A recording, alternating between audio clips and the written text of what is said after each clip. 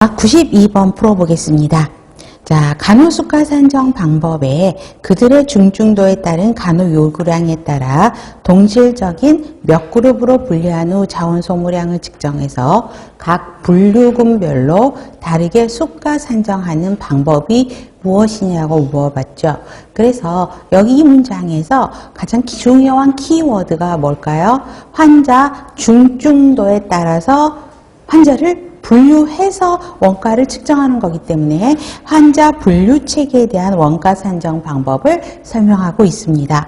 그래서 여러분들 해설 부분을 살펴보면 자, 이 환자 분류 체계에 의한 원가 산정 방법은 환자 분류 체계를 하는 과정을 거치잖아요. 그렇기 때문에 과정 원가 산정 방식이라는 걸 꼭 기억하고요. 그 다음에 정의를 보시면 4개 분류군으로 나눈 건 별로 그렇게 중요하지는 않습니다. 그런 4개 군으로 나눠서 각 군에 대한 원가를 산정하는 방법이요. 그러면 선행 조건도 나왔었어요. 환자 분류 도구가 있어야 되겠고요. 그 다음에 제공하는 간호 서비스의 질과 양이 표준화되어 있어야 되죠. 경증 환자는 경증 환자대로, 중증 환자는 중증 환자대로. 그 다음에 그 각대의 그룹에 따른 환자 수 대 간호사 수 비율이 기준이 정해져 있어야 되겠고요. 그 다음에 전산화가 되어 있어야지 이게 가능한 거죠. 수작업으로 하기에는 너무나 일이 많습니다. 장점은 행위별 수가제의 대표적인 단점이 과잉 간호 서비스죠. 그런데 여기는 그 군에 따라서 표준화된 틀을 가지고 간호를 제공하기 때문에 과잉 간호 서비스를 배제할 수 있다는 거고, 또 환자 상태, 중증도냐 위독하냐 이런 거에 따라서 차등화된 간호를 제공할 수 있다라는 것이고요. 또 중증도에 따라서 기술이나 전문 수준의 폭이 올라갈 수 있게 되고 간호료 지불에 대한 투명성이 확보된다라는 게 있습니다. 그러나 결국은 환자 중증도를 수시로 평가하는 것 자체가 간호사에게는 업무 로딩이 될 수밖에 없다라는 단점을 가지고 있습니다. 자, 93번 보겠습니다. 진료비 지불 제도로 옳은 것. 그러면 여기에서 보면 가능한 한 많은 서비스를 제공하고 인센티브를 받으려는 걸 피할 수 있다는 거죠. 그 다음에 전체 의료 비용의 감소를 유도하고 진료비 심사로 인한 마찰을 감소하는 것.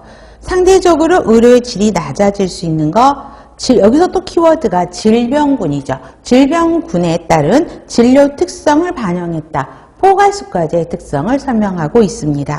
그러면 우리 포괄수가제는 이 원가 산정 방법 중에 포괄수가제가 상대적으로 출제 빈도가 높습니다. 자, 우리나라는 현재 진단명 기준으로 하고 있는 DRG 분류 체계를 이용하고 있고요. 한 입원 기간 동안 제공된 진료의 양하고는 전혀 상관이 없죠. 관계없이 질병의 종류에 따라 정해진 액을 미리 지불하는 정액 선불 제도를 이야기합니다. 장점은 경제적인 진료 수행을 유도하고요. 진료의 표준화, 그래서 표준 실무 지침이라고 하는 표준 진료 지침이라고 하는 CP를 이용하는 것들이기 때문에 포괄수까지는 항상 CP를 이용한다라고 보시면 좋겠고요. 그 다음에 과잉 진료 의료 서비스 오남용을 억제할 수 있습니다. 그러면 제가 질문 한 가지 드릴게요. 과잉 진료 의료 서비스의 오남용을 증가시키는 것은 행위별 수가제를 이야기하고 있죠. 그 다음에 많은 서비스를 제공하려는 인센티브를 피할 수 있고요.